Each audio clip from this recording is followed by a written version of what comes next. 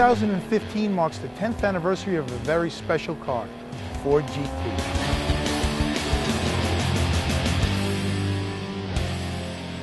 Built to commemorate Ford's 100th anniversary, a prototype of the new generation Ford GT was commissioned to be unveiled at the 2002 North American International Auto Show. So we got the guys from the Skunk Works over. I had Coletti, I had Freddie Goodnow. They had already developed a chassis with Multimatic. I said, I want that chassis in that body, which was entirely different shape, and we got to be there for the auto show first week in January. And the car came out. It was the yellow GT40 concept. People loved it. That got the ball really rolling. Then to seal the deal, we took Nick Shayla, we took him down, he was the president. We took him down the elevator, the private elevator, to the basement where we parked the cars, and Jay Mays had the concept car painted up in the Gulf colors. Now, Nick Shayla was a Brit. He started to cry when he saw the car, and that's when we knew we had the deal done. Selling the deal turned out to be the easy part. Getting it into production was the real challenge. Usually, you do a car that's made from something else. This was made from nothing. It was a brand new car. You know, we had to put together a team. We get to go in the company and all the key engineering areas and pick the best and brightest in the company. And that was going to ruffle some feathers. And it did. And everybody we had on the team they were multi-degreed. They were racers, they were restorers, they were motorcycle champions. They had gas in their veins. Not only was the deadline met, but the 2005 Ford GT was greeted with rave reviews.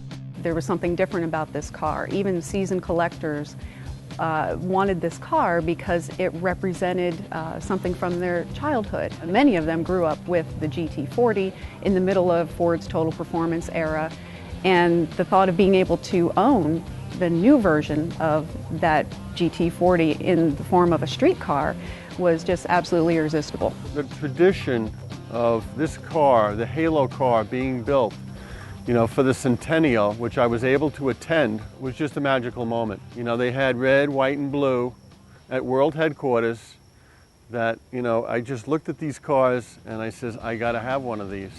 To celebrate, Ford GT, an American icon, has reunited this talented team to tell the inside story of what it took to accomplish this amazing task. The Ford GT team created a refreshing new supercar that paid tribute to the rich stylings of the race car that beat Ferrari on its home turf. When we look at the Mark I, you could obviously see the inspiration that led into the 2005, 2006 Ford GT. In the early 60s, one of the problems that the engineers had with Lola and Ford Advanced Vehicles was lift in the front end, because they were really fast cars. And you could see the difference where that one's got spoilers in the front and a splitter in the back. You could run this car 280 miles an hour and it's going to be dead stable. This thing at 180 is going to get very light in the front end because there's no spoilers and a lack of aerodynamics. Ford GT, an American icon, will bring you the great history of the legendary GT40s of the 1960s. Wow, it's surprisingly very agile, even though it's very small. It's just a very light car, and I've told people before, it drives like a go-kart on steroids. Yes. And some of the secrets these remarkable automobiles have survived to tell. Stopping to 25 miles an hour to make the Mulsanne corner and then going, the rotors were really under duress and braking. So Shelby blanked off the front inlets and he put the inlets behind the radiator so it would get slightly warm air and the brakes would always stay warm. And today, the racers of a new generation are writing new chapters of racetrack successes that are keeping the legend alive. The highlight, I would say, would be Le Mans in 2011. Our first time over there, the little mom and pop team against the factory guys. Took a third place podium, and it's just astonishing what we were able to do.